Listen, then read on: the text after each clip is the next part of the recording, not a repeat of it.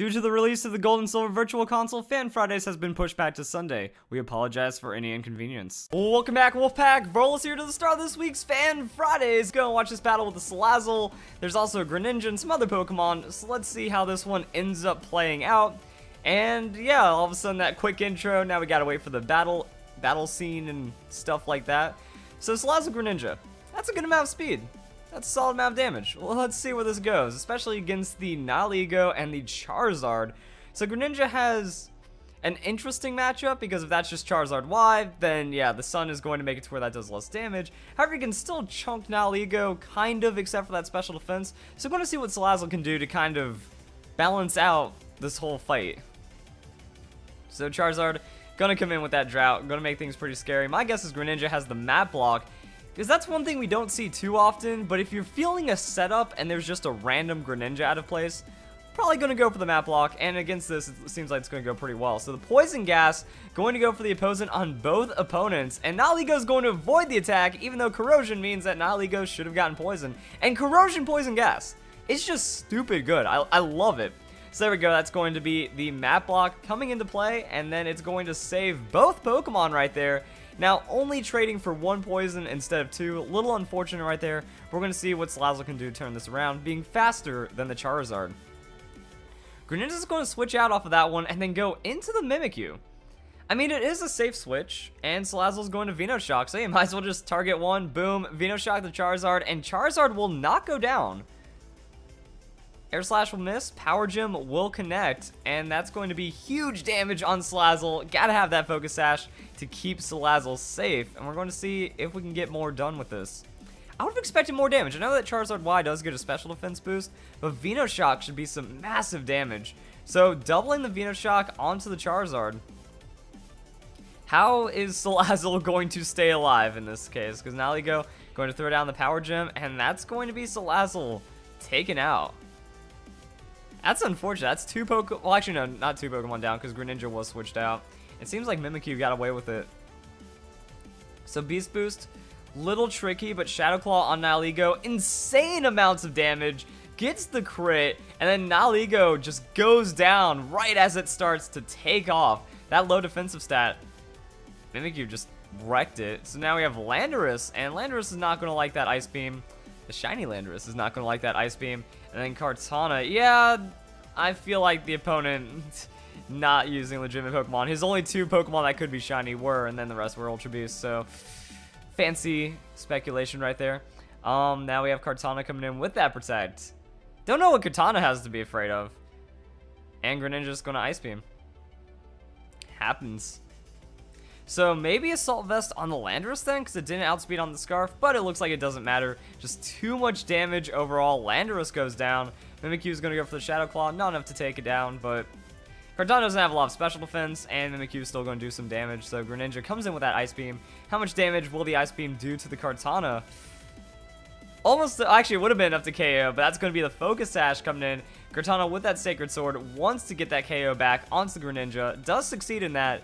But now it's Mimikyu, and Mimikyu can do all kinds of fun things. It can just go for an outright attack, probably has that Shadow Sneak. And that's going to be the end of the battle right there. So the team just kind of working, but I was expecting something crazy, because we saw like that ultimate Poison Gas combo a while ago from Keys on Fan Fridays. I was just like, man, that was ridiculous. So let's see what we can do with Poison Gas. It's one of my favorite moves. I think it's very underappreciated, so we'll see if it can take off. But I think you need more like Poison synergy going on, because you only have Salazzle making use of that Poison Gas. We'll see where it goes. Dang, that's actually unfortunate. I would have expected more damage from the Salazzle, but there it is. So yeah, the Charizard Y has 115 on that special defense, well above average, so we'll be able to tank out that Venoshock a lot better. Then Sludge Wave, still kind of like just behind it on damage, so 2 Sludge Waves or Nasty Plunge to Sludge Wave could be a better option, but I know doubles is going to have split damage. Either way, Sludge Wave in singles or in a one-on-one still going to be a lot of damage. Sludge Bomb, that still stacks up as well, and then Fire Blast is a lot of damage if it's not going to be resisted. So yeah, the Venoshock Salazzle, we're going, like, Poison Gas hitting both opponents. That's good right there. But then the damage, it's just less than if you Nasty Plot and then started KOing fools. So we're going to see where this goes. Also Charizard with that unnaturally high special defense. If it was another Pokemon that's like 80, 85-ish, then we're looking at big damage. Not enough to KO, but then still it's going to be a 2-hit KO on Sludge Wave, Sludge Bomb range. So let's go and check out the next battle, see how this one ends up breaking down. Oh, my bad. I guess I didn't read the submission that well. Choice Scarf Greninja. Well, that explains the outspeed on the Landorus, and also means, like, that's going to be the fastest possible map block that you could probably get. It explains why there isn't Life Orb and why there could be lacking damage in some situations. But as long as you're connecting those super effective hits, you know, just come in with Ice Beam, wreck everything. Like, the Scarf over the Landorus might be powerful enough as is. And also, yes, it's like everything gets poisoned. So I saw that, I was like, oh, cool, I'm going to check out this submission. But it seems it's just deeper than poison gassing everything. It's just a crazy, crazy team. So let's go into the next battle and watch what happens for this time. Well, the opponent does have that 4 times weakness on the glide score, so that could be pretty interesting. But now I understand the switch as well. That Scarf map block is ballsy. Like, priority is the only thing you have to worry about at that point, but you just go out there and do it, I guess. I mean, Salazzle gets to do its poison, get it set up. Not going to be good against the Gliscor, though, so, like, are we just going to change it up? Just KO, just nuke the Gliscor. It might go for that Protect, though, so that could be an issue. Gonna see what happens. Alright, yeah, Greninja Ice Beam. Looks like it just went for the move. And that's something that could happen, because, yeah, it's like, it has that Poison Heal, so Poison Gas isn't going to be that effective. You might as well just take the hit from the one surviving Pokemon, but Zapdos might just want to focus the Greninja instead. So still going to go for that Poison Gas. That means we'll have more damage on Zapdos later. And Zapdos going to go for that Discharge. So yeah, just going to spread the damage across. Salazzle, it survives. Greninja, it does alright. Now Greninja doesn't have to switch out, so that means you can use the Ice Beam to do a massive amount of damage to the Zapdos, but I feel like that means you wouldn't want to Poison Gas. I don't know. It's like, it's such an awkward situation with this because, yeah, Poison Gas is going to do some good damage and then just enough to finish off Zapdos on the Ice Beam. Man, this is just like, this is just getting knocked away super quick. And then Extra Sensory, probably not going to be the best thing for Salazzle right there. And Salazzle goes down.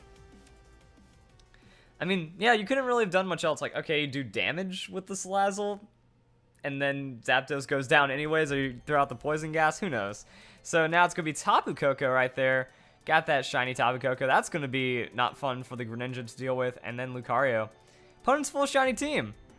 Battle spot, man. There's no one left but hackers. It sucks. So we're going to see how this one plays out. Tapu Koko has the outspeed on the Greninja. And our Scarf Greninja has an Ice Beam. So actually going to try to mix it up right here. Tapu Koko with that Dazzling Gleam. Going to hit Lucario for neutral damage. And then just finish off the Greninja after that Ice Beam. So that's what you can do as well. Ice Beam lock on that Greninja does kind of restrict your options. But still not the worst, you know. Ice Beam into the Extra Sensory creates neutral. Flash Cannon, Tapu Koko is able to survive it. And now Lucario just gets outsped by everything and then Mega Dunked. You know, it's like, oh, Bullet Punch. Yeah, let me go and try to hit the Greninja for that and break down. Or, you know, maybe try to finish off the Tapu Koko. Not happening, though. And then that is going to be the double tap. GG just like that. And what a wild battle on just, like, it's a very fast team, and it just hurts. Who knew Scarf Greninja would be that good? Alright, let's just get into this one and see how it plays out. Again, how are you going to deal with the Blaziken? Do you just stay in and commit to the damage? Because against Sceptile, you might as well try to just throw out some super effective hits. Like, you're still a Salazzle. You don't always have to go Poison Gas into the Venoshock. You got a Sceptile there, so you might as well just throw out a Fire Blast. Does everyone just use only shiny Pokemon these days? Ridiculous. So, with that, we have Greninja coming in, Ice Beam, like, or not Ice Beam, like, you just Scald. You outspeed the Blaziken, no one's going to expect it. But that's unexpected for me. Here's how I saw it. Blaziken, I was thinking wanted to Protect this turn. It's like, alright, you know what, Protect, outspeed the Greninja, would not expect the Choice Scarf, so I'd use that to my advantage, and then I'd just, like, spam Scald. But Poison Gas will hit onto both opponents, and see, the problem is now that you've map blocked, you have to switch out the Greninja when it had a chance to outspeed the Blaziken. But then the kicked up mat will be blocked right there. That's bull. I don't even know what the Blaziken would have expected. Like, that Scald's going to connect. Unless Blaziken is Focus Sashed, in which case stuff happens. Like, okay, then Blaziken, like, it lives on 1 hit points and then has to, like, not get wrecked by a Mimikyu or something. So now Mimikyu comes in, has that priority to deal with the Blaziken potentially. Blaziken's going to protect this turn, get some more speed. So it still worked out. Like, I was just trying to figure out the best way of getting over that Blaziken. And Sceptile has that Dragon Breath. That's some fanciness that you don't see too often. Does little bits of damage, but then Salazzle's going to come in with that Venoshock. And that's going to be way too much for the Sceptile to deal with. Super effective poison on grass. Bonus damage. Pain and hate. So now with that, you know, the switch into Mimikyu, that's really going to make Blaziken's day suck, because that will be a Shadow Sneak, and Blaziken is gone. Now we're going to see what else Salazzle wants to do. Against Steelix, you could just go for that Fire Blast. Still waiting to see a Fire-type move from this thing. And Blaziken has the Flare Blitz. Alright. So Mimikyu, no priority, knows that it's safe with that Disguise regardless, so I guess you can give up the decoy, hit it. See how that plays out. And Salazzle Flamethrower, Fire Blast. It's safer. Still going to be massive amounts of damage in a super effective situation. Steelix would go down, but Sturdy keeps it alive. I don't think crit mattered just because Steelix doesn't have a lot of special. And then the Swords Dance from the Mimikyu. Just a little bit of extra BM, I feel. It's like, yeah, might as well just Swords Dance and finish you off whenever I want. Salazzle goes down, and that's not too much damage for the Mimikyu. Salazzle's frail. I don't think the crit mattered on both sides in this situation. And poison just adds up. You know, 1/8 of the opponent's health is pretty substantial. So now Greninja comes in. What is Greninja going to do? I guess it can come in and Scald. Just try to finish off, or Water Shuriken. Oh! Okay, that's neat. Got the Scarf Water Shuriken in there. So I guess that's another thing. Yeah, I'll just deal with the Blaziken whenever I want. So Blaziken's going to go down like that. Hits one time. Fun stuff.